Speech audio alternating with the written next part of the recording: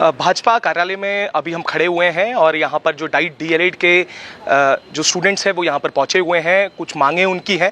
एक तरफ जहाँ राज्य सरकार ने 3000 से ज़्यादा पद जो हैं प्राइमरी स्कूल्स के लिए निकाल दिए हैं, वहीं जो डाइट डीएलएड के स्टूडेंट्स हैं उनका कहना ये है कि इसको जो ये पद निकाले गए हैं, क्योंकि जब ये पद निकाले जाएंगे जुलाई लास्ट तक इसकी डेट रखी गई है, उसमें जो अभी ख़त्म होने वाला जो जुलाई बैच है उसके साथ साथ जो दिसंबर बैच में और उसके बाद एक और बैच जो डीएलएड का आना है, अगर ये पहले ही निकाल लिए जाते हैं तो उसके बाद ऐसी स्थिति पैदा हो सकती है जिससे फिर से एक बार जो डाइट डीएलएड के जो स्टूडेंट्स हैं उन्हें फिर से धरने पे बैठना पड़ेगा। क्योंकि जो वैकेंसी है अगर पहले ही भर दी जाएगी तो आखिर जो ये जो अभी राज्य में डाइट डीएलएड की जो पूरा ये ट्रेनिंग कर रहे हैं उनका क्या होगा। और इनके सवाल ये भी हैं, उनके एक आरोप ये भी है कि अगर अभी 3000 वैकेंसी निकाल दी जाएगी तो और स्टेट से जो करके डाइट डीएलएड करके आए हैं और जिन्होंने प्राइवेट इंस्टीट्यूशन से ये डाइट डीएलएड किया है तो उनमें और इनमें क्या फ़र्क होगा, इनका और उनको अलग करने का क्या पैमाना रह जाएगा। क्योंकि इनके आरोप है ये है कि बाहर जो निजी संस्थान है वहाँ पर पैसे देके भी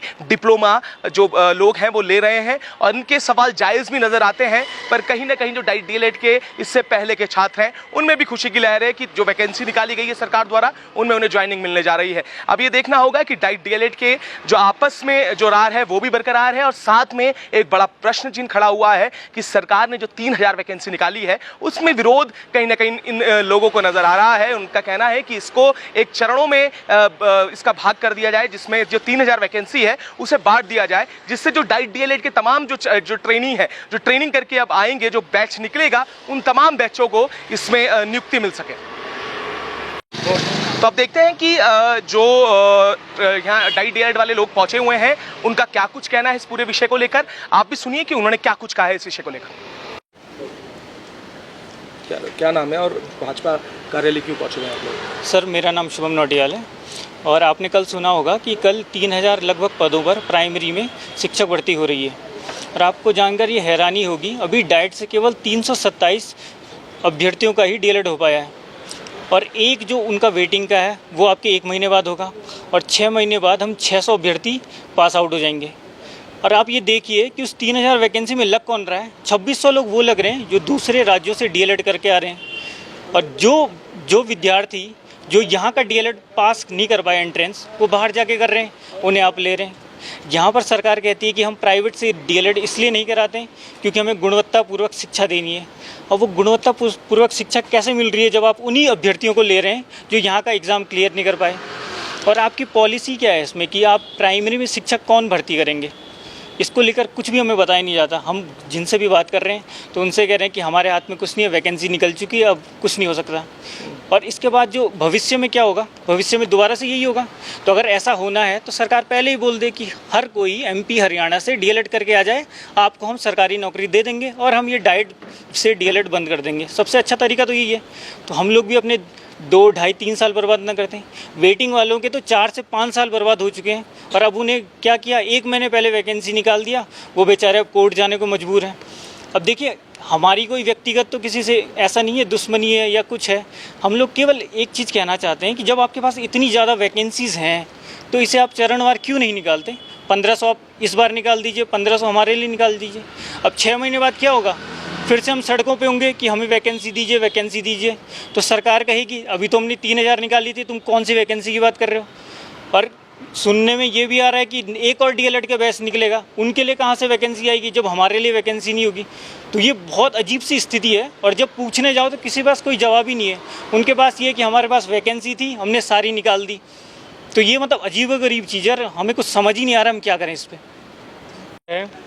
सबसे पहली बात तो ये है कि हम यहाँ सबसे पहले हम कंपटीशन फाइट करके आते हैं। अच्छा, मैं एक सवाल आपसे कर रहा हूँ, शासन गए हैं आप लोग, वहाँ कोई अधिकारी से बात हुई है इसको लेकर? यस सर, निदेशालय गए हैं। निदेशालय गए, वो कह रहे हैं कि हम इसमें कुछ नहीं कर सकते क्योंकि उनका काम तो सिर्फ हुक्म का पालन करना है, ऊपर से वैकेंसीज गवर्नमेंट डिसाइड करती है। तो हमारे साथ तो एक तरफ से अन्याय हो रहा है ना। हम 2 साल का कड़ा प्रशिक्षण करके फिर लास्ट के 6 महीने हम स्कूलों में ट्रेनिंग लेते हैं, इंटर्नशिप होती है हमारी। तो हम इसीलिए हमारी इंटर्नशिप होती है कि हम बच्चों को समझें, उनकी साइकोलॉजी को समझें। अदर स्टेट वालों को तो सीधा सीधा लाभ मिल रहा है इसमें। वो क्या घर में बैठ के डिग्रियाँ ले रहे हैं और वो आएंगे क्या, अभी उसका ज्ञापन निकल गया है, मतलब वैकेंसीज तो आ गई हैं, वो आएंगे सीधा स्कूलों में जाएंगे। और ये सबसे बड़ा कारण पलायन का भी यही सबसे बड़ा कारण है, जब वो बच्चों को गुणवत्तापूर्ण शिक्षा नहीं दे पाएंगे तो इसीलिए तो लोग प्राइवेट की तरफ जा रहे हैं। सरकार जब है नाकाम है शिक्षा देने में, क्यों चुन रहे हैं हम अपनी सरकार को जब हमारी सुनने के लिए तैयार ही नहीं है। तो अब 2 साल बाद जब हम यहाँ से निकलेंगे दिसंबर में, तो हम फिर अपने धरने में बैठेंगे कि हमें वैकेंसीज दो। और अगले साल डीएलएड आएगा, तो जब हमारे लिए इनके पास वैकेंसीज नहीं है तो दूसरों के लिए कहाँ से वैकेंसीज निकलेंगी जब दोबारा डीएलएड का बैच निकालेंगे। तो हम अभी यही चाहते हैं, हमारी मांग तो फिलहाल यही है कि जो जितनी वैकेंसीज है इन्हें चरणों में निकाला जाए, ताकि जो स्कूल है नौनिहालों को गुणवत्तापूर्ण शिक्षक मिले। फिलहाल तो इतना ही है सर। रविंद्र मोला। अच्छा रमोला जी, कहाँ से आप लोग आए हैं? और सबसे सवाल ये हो रहा है कि इसमें ये भी प्रश्न चिन्ह उठ रहा है कि जो 3000 पद निकाले गए हैं उसमें जो डीएलएड वाले बाहर से जो आ रहे हैं उनमें ये आरोप लग रहे हैं कि वो डिग्री जो है पैसे देकर ले लेते हैं। इसमें कितनी सत्यता है? इसके बारे में तो पूर्ण सत्यता है सर, और हमारे पास इस चीज़ के हैं स्क्रीनशॉट, चैट्स और इवन कॉल रिकॉर्डिंग भी अवेलेबल है। तो समय आने पर वो भी प्रोवाइड कर दी जाएगी। और अभी राज्य के सरकार क्या आ रही है, इसके पीछे एक बहुत बड़ा मतलब खेल और एक साजिश की बू आ रही है। तो इसमें क्या हो रहा है कि 327 जो है कुल प्रशिक्षु ऐसे हैं जो राज्य के डाइट संस्थानों से प्रशिक्षण प्राप्त हैं वर्तमान समय में, और 155 अन्य अभ्यर्थी है जिनका जुलाई अगले महीने में पूर्ण होना है।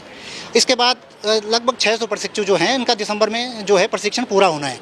लेकिन सरकार ने क्या कर दिया, सिर्फ मात्र 327 प्रशिक्षुओं के आड़ में 3000 वैकेंसियाँ निकाल दी। अब इस 3000 पदों में जो बाकी बचे 327 के अलावा जो बाकी पद बचे हुए हैं इनकी रिक्तियाँ किससे भरी जाएगी? जिन लोगों ने अन्य राज्यों से घर बैठे डिप्लोमा हासिल किया है, उन्हें ना तो किसी प्रकार से है जो है शिक्षा की क्वालिटी का पता है, ना उन्हें बच्चे के मानदंड का पता है, उन्हें ग्राउंड लेवल की जानकारी है कि क्या होता है। और सबसे बात है त्रिभाषा और मातृभाषा की बात की जाती है, तो अगर मातृभाषा वो लोग अन्य राज्य से, कोई राजस्थान से कर रहा है, कोई मध्य प्रदेश से कर रहा है, तो वो क्या मातृभाषा में शिक्षण दे पाएगा बच्चे को? वो बच्चे के बाल मन को कैसे समझ पाएगा? तो हम जो है कड़ा प्रशिक्षण यहाँ राज्य संस्थानों से अलग अलग डाइटों से सभी बच्चे आए हुए हैं यहाँ पे। आज हमने मास बंक किया हुआ है, इसी चीज़ का शांतिपूर्ण प्रदर्शन विरोध करते हुए हम जो है मास बंक करते हुए यहाँ पर अपनी बात रखने के लिए आए हैं। सुबह हम शिक्षा मंत्री जी से मुलाकात हुई थी, उन्होंने चरणवार भर्ती के लिए आश्वासन दिया, लेकिन हम पहले ये मजबूरन हमारा जो है ये कदम उठाया गया है। हम इससे पहले भी कई बार विज्ञापन दे चुके हैं, समय समय पर शिक्षा मंत्री जी को मुख्यमंत्री जी को विज्ञापन सौंपा गया है। तो असल में उसका कोई हमें मतलब जो है संतोषजनक उत्तर वहाँ से नहीं प्राप्त होता है। तो उसमें हमें जो है ये कदम उठाना पड़ रहा है।